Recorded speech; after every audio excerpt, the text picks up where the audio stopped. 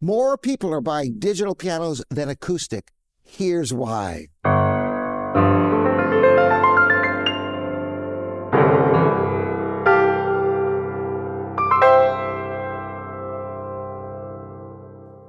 Here's a number that stopped me in my tracks. In 2024, approximately 17,000 new acoustic pianos were sold in the United States. And digital pianos? Over 188,000. That's not a slight edge. That's more than 10 to 1. And today I want to tell you exactly how we got here and what it means for you, whether you already own a piano or you're thinking about buying one. Let me take you back to 1998.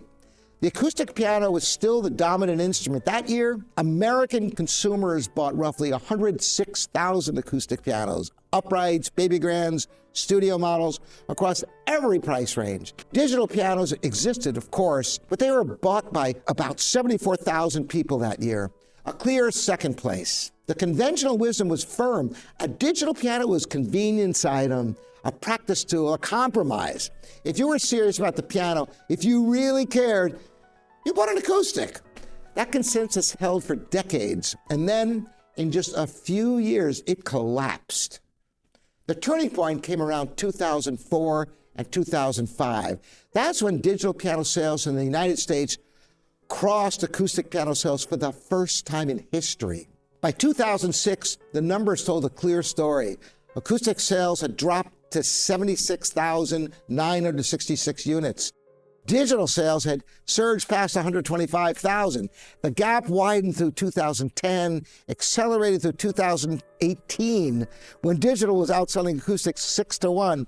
And by 2024, we're at that 10 to 1 ratio I mentioned earlier. This wasn't a blip. This wasn't like a bad year for acoustic pianos. This was a permanent structural shift in how people think about, buy, and live with the piano. So the question is, why? For most of the digital piano's history, the gap between what it could do and what an acoustic piano could do was simply too wide for serious players anyway. The touch wasn't right, the tone wasn't convincing. Playing a digital piano felt like practicing on something that was approximately like a piano, which is not the same as practicing on a real piano. That changed. By the early 2000s, manufacturers, particularly Yamaha, with the Clavinova CLP 200 series, and Roland with their HP line, had developed what's called graded hammer action. The keys felt heavier in the low register and lighter in the high register, just like a real acoustic piano, because that's how hammers actually work. And the sound engines improved dramatically with multi-sampling, recording the actual resonance of acoustic strings at multiple velocities. Multiple dynamic layers gave digital pianos a depth and a complexity of tone that couldn't be dismissed anymore. For the average student, the average household, and honestly, for a great many serious players, the digital piano became functionally real enough. Here's something that doesn't get talked about enough. The acoustic piano is a large, loud, permanent object. In 1900, that was fine. Houses were bigger per family member. Neighborhoods were quieter. Nobody was living in a 700 square foot apartment with a neighbor directly and below. The world changed, and the acoustic piano in many ways didn't. The digital piano fit in a world we actually live in. Headphones at midnight so you don't wake your family, no tuning, no regulation, no technician visits, no humidity control systems, no moving costs. For an enormous percentage of piano buyers, families in apartments, students in dorms, adults returning to the instrument after many years, the digital piano solved real, practical problems that the acoustic piano simply couldn't. The third reason is the most straightforward. In the early 2000s, a genuinely good digital piano, one with proper weighted action and convincing tone, and somewhere between $1,000 and $2,000. A comparable entry-level acoustic piano, you're looking at $3,000 to $5,000 minimum for something that wasn't going to disappoint you. And that acoustic piano also needed tuning twice a year, regulation every few years, and careful management of the environment it lived in. The digital piano was a lower barrier to entry, and for millions of families, deciding whether to start a child on piano, that difference mattered. Now, here's where I want to give you my honest perception. Does this mean the acoustic piano is dying?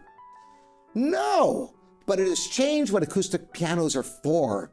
The acoustic piano has moved into a higher position in the market. It's increasingly a choice made by people who specifically want what only an acoustic piano can provide: the mechanical complexity of the action, the full resonance of a vibrating soundboard, the way the instrument responds to both your touch and the sound you get, in ways that a digital piano can never fully replicate. It's a more deliberate choice now, a more informed choice, and in some ways, that's a good thing. Because the people buying acoustic pianos today, they're buying them because they understand why they want one, not simply because it's what you did.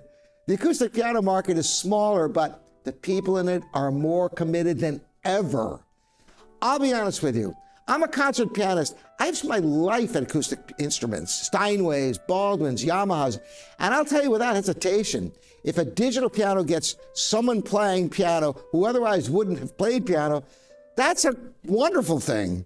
The goal is music. The goal is that more people experience what this instrument can do. If a $1,500 digital piano in an apartment in Chicago produces a child who falls in love with Chopin, and that love eventually leads them to an acoustic, the digital piano did its job. These instruments aren't enemies. They serve different purpose and different people, different needs, different moments in a life. Understanding which one is right for you, that's what I'm here for, to help you figure out. If you're trying to decide between a digital and an acoustic piano, or if you have a question about the right instrument that is for your situation, leave a comment below and visit us, better yet, at livingpianos.com. We've helped thousands of people just like you, people who want exactly the right instrument for themselves. Thanks for joining me, and subscribe if you love the piano like I do. I'm Robert Estrin. We'll see you in the next video.